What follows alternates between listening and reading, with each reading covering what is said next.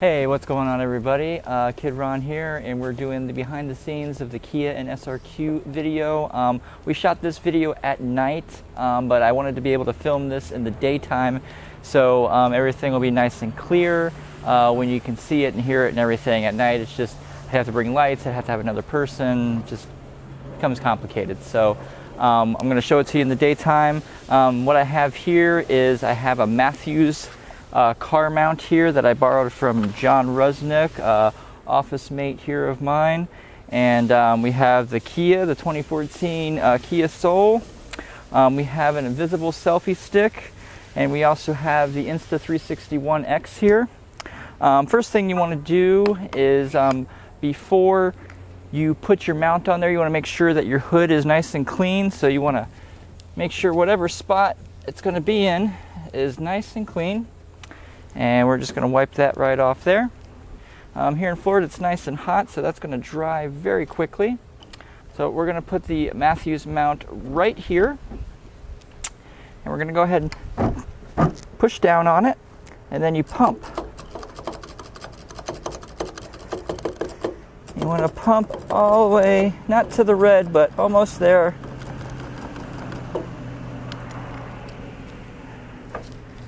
Look at that, that thing is not coming off at all. Alright, so the next thing I'm going to do is I'm going to take the tripod shoe off of the little ball head here on the mount, and we're going to screw that into the invisible selfie stick here. So we're going to put that right in on the invisible selfie stick here. We're going to go ahead and torque it down really good, and we're going to put it right back here. And make sure it is nice and tight. All right, move that around. Next thing I'm going to do is I'm going to put on the Insta360 One X here onto the invisible selfie stick that is on the Matthews mount. Right, and we'll go ahead and turn on the power. Okay, so now we have the Insta360 One X on the invisible selfie stick, which is mounted to a Matthews car mount. Now this Matthews car mount is a bit overkill. It's just what I had available though. Somebody that I know let me borrow it. But you can see, like, I'm moving the car around. Look at this. And it is not going anywhere. So I feel pretty confident that I can go pretty fast and not have a problem with this. So that is how I mounted it to the outside. I mounted it to the hood. I also mounted it to the roof. I wanted it to mount it to other places, but I just didn't have time that night. I also mounted it inside, so let's go in there and see how I did it in there. So now we're inside the car. I have my Insta360 One X with the invisible selfie stick here. So I'm going to extend that a little bit out, and then I have my GoPro mount here, where I'm going to screw this on here and hope it holds it. And there it is. So this is what I did. I drove around the car like that. I think I had it turned a little bit more like that. So basically I extended it here. The invisible selfie stick becomes invisible. So then it just looks like there's a floating camera here in the car. So that is how I did it with the inside of the car, and then a few times on the outside of the car. What I'm going to do now is I'm going to show you how I edited this all together. I shot in interval recording mode, so it creates a raw image file for every time it takes a photo. So there's just a few little steps that I got to teach you about that. There's one little secret that I got to show you that really makes the difference. So let's head out to the editing bay and get started. First thing I had to do was open up my Insta360 Studio, and I have to take all of my raw images that I shot, and I had to drag them into the studio and run them through there just so they can get stitched. Now I'm not going to drag all of my photos in there, but oh, that's a lot. Okay, so I'm dragging the photos in. I'm dragging a few in just so I can show you as an example, because I've already made this project and I don't need to go through everything again.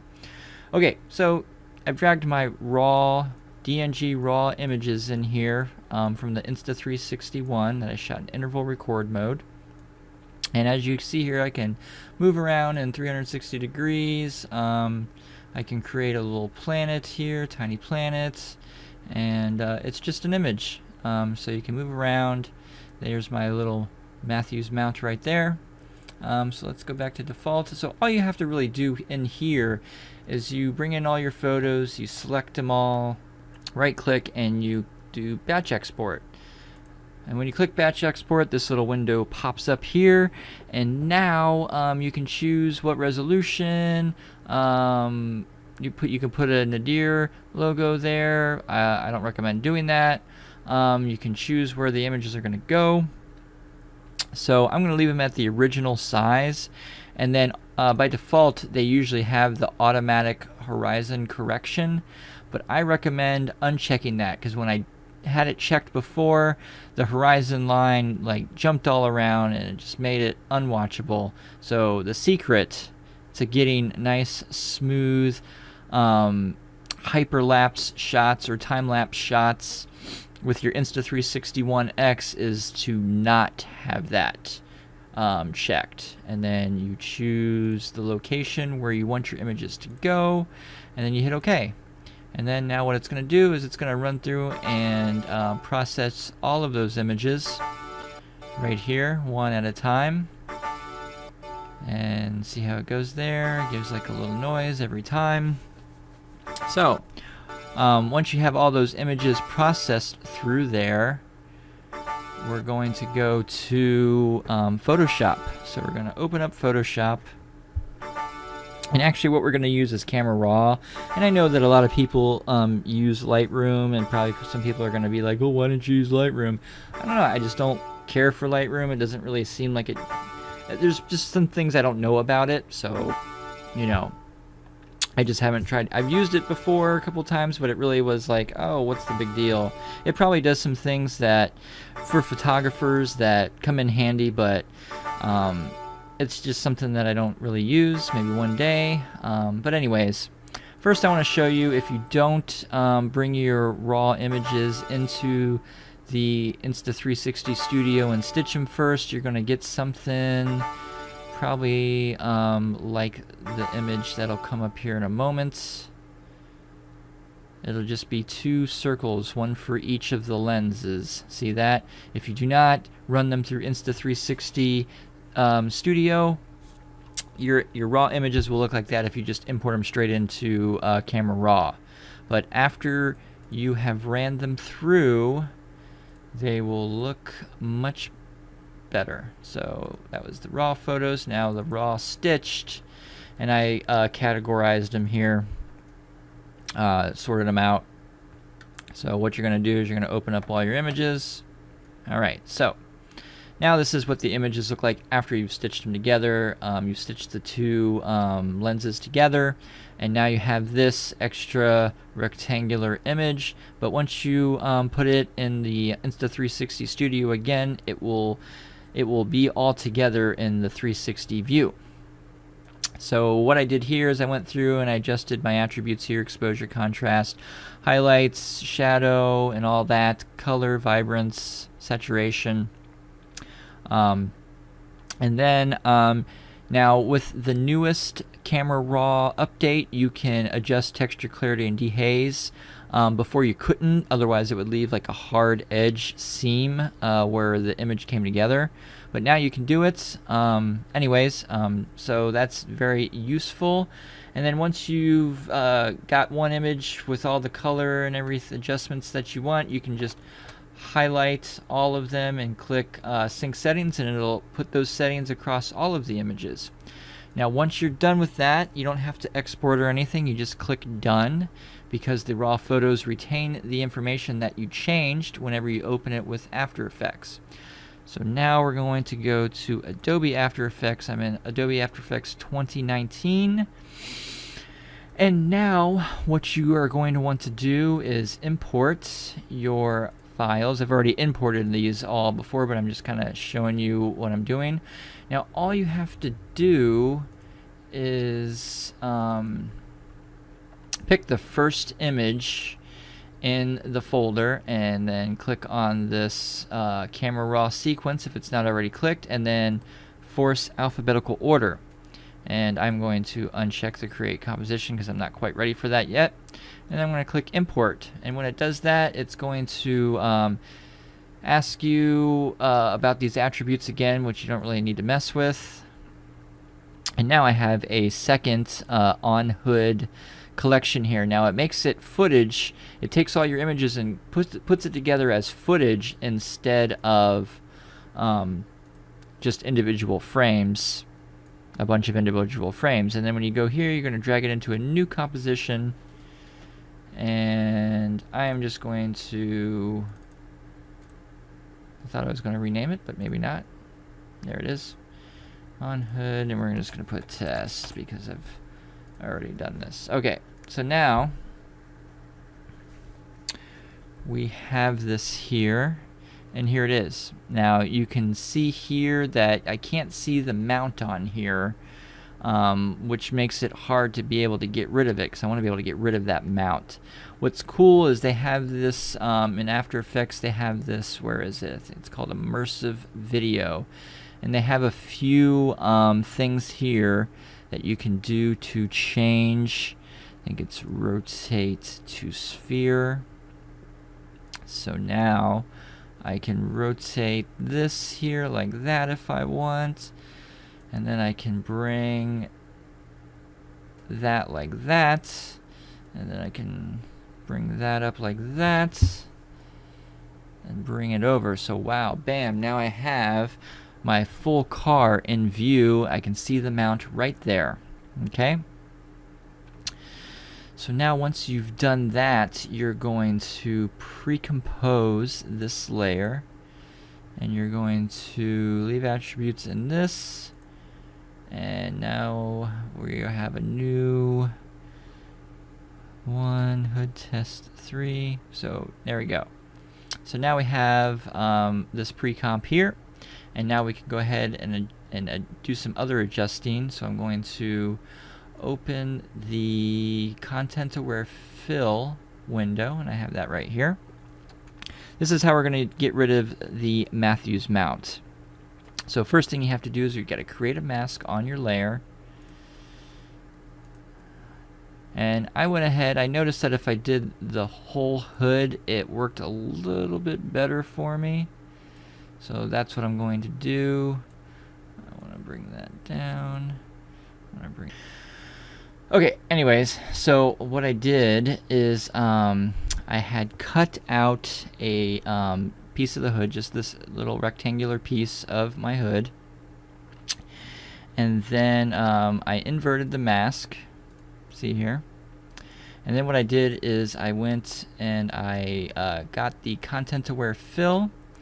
And I chose edge blend and work area, and then I hit generate fill. Now when you click this, what it does is it creates, it paints it out, and it creates a bunch of fill layers that cover up. It uses the best stuff that's around. That's why it's called content aware. It's aware of all of the content around you, and it goes ahead and fills it all up for you, which is pretty awesome. So it paints, it painted the mount right out of there. See, there it is with the mount, and there it is without the mount. So that's a pretty awesome thing that you can do with After Effects. So now I have the mount out of there. So now we have this. We can go ahead and click that. Click the space bar and have it kind of, go through some frames here. It did a really amazing job. The only thing it doesn't get rid of really is these shadows right here from the mount. And there's just no way around that. You don't know how these lights are going to be hitting the hood of your car. So you just don't know how the shadows are going to fall. But after the content aware fill did its thing, it got rid of the mount for me. See, there's the mount, and there it is gone. Now it also got rid of the little ridge that's in my hood. So if that's a big deal to you, I mean, there are smaller mounts out there that you can use. This just happened to be one that landed in my lap, so to speak. So I was able to use it. And I felt pretty confident with my Insta360 One X on there. I did not feel like it was going to fall off at all. So basically what I did is I shot at a few different angles. I have on the roof here. Okay, so there's the on the roof shot. Also created a mask here and got rid of it off the roof as well. So now you have it on the roof there, and now it's gone there. See there? Gone. It does get rid of the ridges, but I'm fine with that. It was just a little test. And I also did a shot inside the car. So we got inside the car. That I didn't have to do any content aware fill of anything because I used a smaller suction cup and affixed it right here to the window. And it was just, I tried to content aware fill that, but there's just too much going on in the background to get rid of that. But I was using the invisible selfie stick to bring it out into the car so I could get more coverage. So now after you do all of this and you have all of your mounts and everything painted out of there, I exported each one of those angles into their own file, and then I brought that back into the Insta360 studio. I have these shots here where I have it on the roof. I have an MP4 that I exported out on the roof, on the hood, and inside the car right here. So now what I did is let's pull inside of the car. We pulled that into Insta360 Studio, and now it is going to open up this file and it'll automatically start playing it. Now this looks pretty cool. You can move around in 360. You can do all that stuff. You can zoom out a little bit. You can tiny planet it on the inside, whatever you would like to do. So, but what I did here is I went to free capture, and I would say I would start in like this position here. I can zoom. Okay, so what I did here is I would take it, I zoom out a little bit, start it in a certain position. So let's say I started up here. Okay, so I created a keyframe, have it in position, create the keyframe, and then you drag the cursor to the end, and then you do some movement here.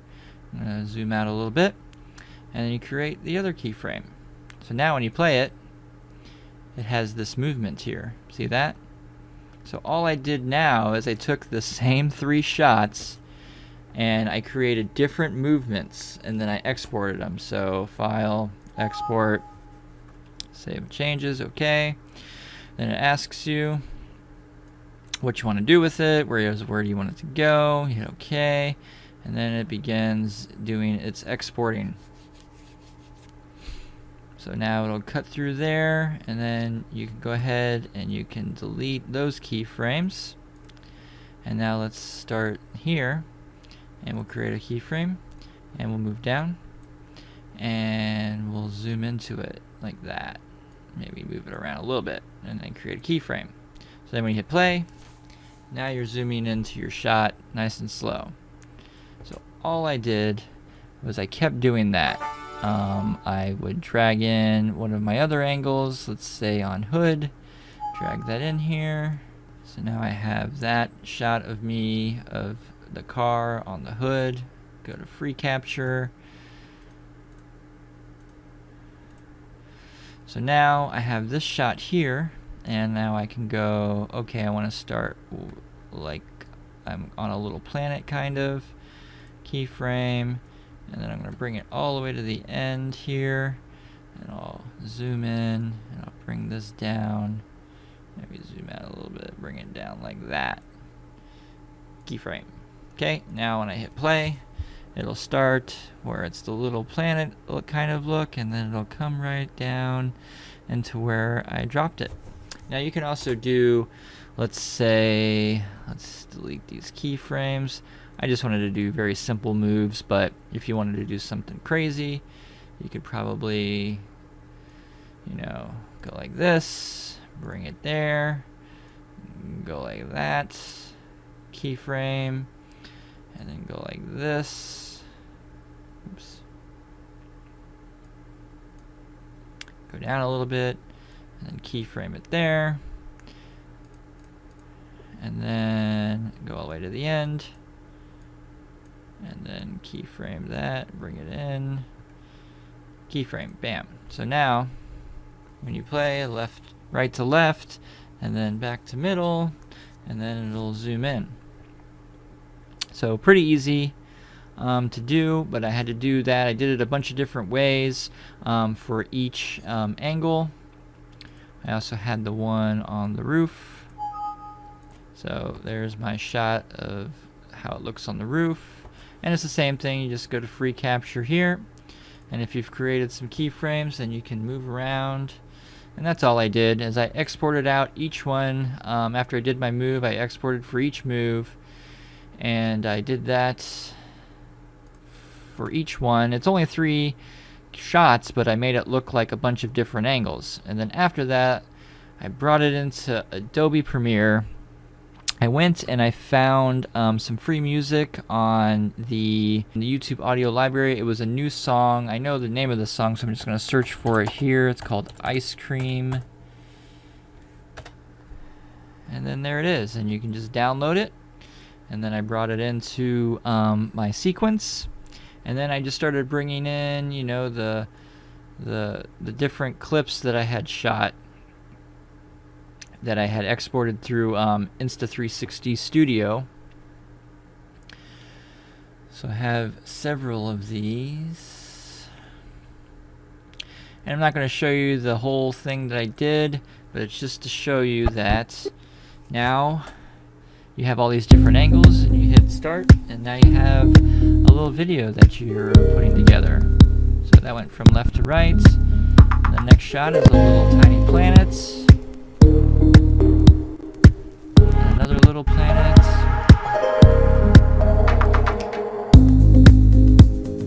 And another of the inside of the vehicle. In the end, my result was this lovely little video here.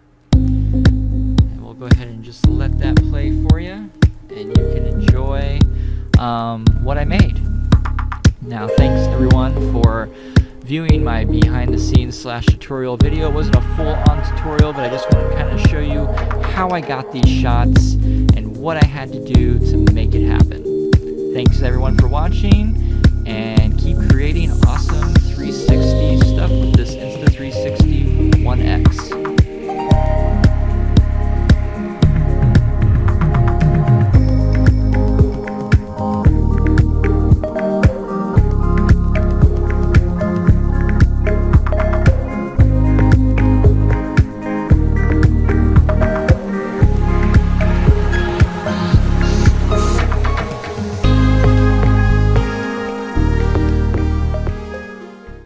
Hey, thanks for checking out the video today. If you like what you saw, go ahead and give us a little bit of a like there on the little thumbs uppy.